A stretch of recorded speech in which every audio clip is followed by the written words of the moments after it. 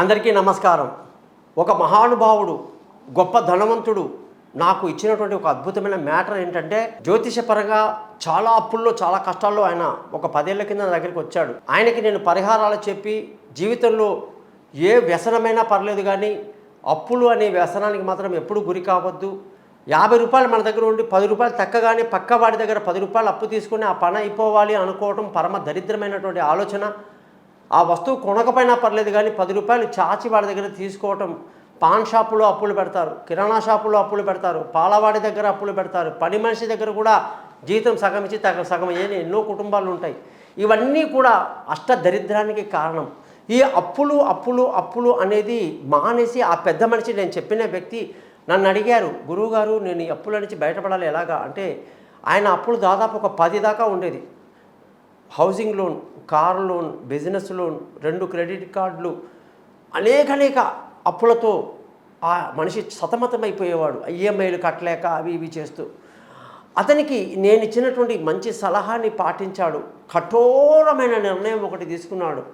ఇక జీవితంలో నేను అప్పు చెయ్యను అని చెప్పి అతని లగ్నం నుంచి 6వ ఇంటి ఓనర్ ఎవరైతే ఉన్నారో ఆ యొక్క దేవత దగ్గరికి వెళ్ళి ప్రమాణం చేసి, నేను ఎంత కష్టమున్నా సరే అప్పులు చెయ్యను, నేను గంజి తాగి బతుకుతాను, అప్పు చేసి మాత్రం పరమాన్నం తాగను, నేను గొప్ప గొప్ప బట్టలు వేసుకున్నానా, గొప్ప గొప్ప హోటల్లో తిన్నానా, ఎక్కడ గొప్పగా తిరిగానా, ఇవన్నీ డాంబికాలకు నేను పోను, కాబట్టి ఇవన్నీ ఈ క్షణం నుంచి వదిలేస్తున్నానని చెప్పి అతనితో ప్రమాణం చేయించి, పిల్లలు భార్య అందరూ బాధపడ్డారంట. అంత బాగా తిప్పావు, అన్ని ఊర్లు తిప్పావు, అంత ఖర్చు పెట్టావు, ఇప్పుడు ఎందుకు సడన్గా మానేసావంటే, కనీసం పానీపూరి కూడా నేను తినిపియ్యను, 20 రూపాయలు కూడా ఖర్చు పెట్టాను, మా గురువు గారు చెప్పారు, నా అప్పు తీరిన తర్వాత మీకు పానీపూరి బండినే కొనిస్తాను, ఇంటి దగ్గర పెట్టుకుని తినండి అన్నట్ట భార్యాభర్తల పిల్లలతో.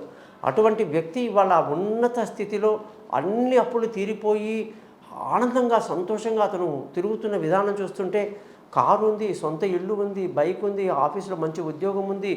ఈరోజు పిల్లలందరూ కూడా తండ్రి చేసినటువంటి ఆ 7 సంవత్సరాల కఠోర నిర్ణయాన్ని తల వంచి కటు పేదరికాన్ని అనుభవించారంటండి. తండ్రి చెప్పిన మాటకి చలించిపోయారట పిల్లలు. ఆయన ఒకటే అన్నట్ట, చూడు నాన్న, కనీసం నేను బతికున్నంత వరకు మీ కళ్ళ ముందు మీకు అప్పులు లేకుండా నేను పోవాలి, మీకోసం ఈ ఇల్లు మిగల్చాలి, మీకోసం ఈ చిన్న చిన్న వస్తువులు ఏవైతే ఉన్నాయో కొన్నవి మీకోసం ఉంచాలి, ఆ తర్వాత నేను పోయినా పర్లేదు, నేను అప్పులు పెట్టి పోతే ఆ అప్పులు తీర్చలేక మీరు పడే కష్టాలు, నన్ను తిట్టుకునే తిట్లు భయంకరంగా ఉంటాయి, కాబట్టి నా గురువుగారు గోపాలయ్య గారు చెప్పిన విధంగా నేను ఇన్ని సంవత్సరాలు కఠోరంగా ఉన్నాను, ఇలా ప్రతి ఒక్కళ్ళు కూడా ఆయన చెప్పినట్టుగా చేస్తే అసలు అప్పులు అనేది ఉండదు మనిషికి అని చెప్పేసి చెప్పారట. ఈ విషయం మీకు తెలియజేస్తున్నాను. మీరు కూడా అప్పుల్లో బాధలో ఉంటే ఖచ్చితంగా నన్ను కాంటాక్ట్ చేయండి. మీ అప్పుల్లో నుంచి మీరు బయటపడేటువంటి మార్గాలు నేను చూపిస్తాను. నమస్కారం.